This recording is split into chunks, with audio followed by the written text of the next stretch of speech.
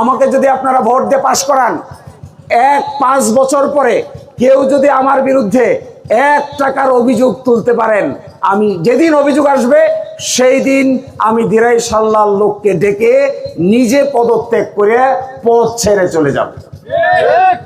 আমি চাইবো যারা যারা নেতা হবেন, ইলেকশন করবেন, বকাবকির রাস্তা বাদ দিয়া করাপশনের চার্জ অথবা দুর্নীতির অভিযোগ যদি আসে তাহলে পদত্যাগ করবেন কিনা, এই কথাটা জনগণকে একবার বলে যান।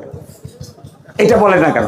এটা বলেন, জনগণকে বলেন যে নেতা আমি হতে চাই, জনগণ ভোট দিবে, ভোট পাওয়ার পরে সরকারি টাকা যদি মেরে খাই তাহলে আমি অভিযোগ আসার সাথে সাথেই সংসদ সদস্যের পদ থেকে পদত্যাগ করব।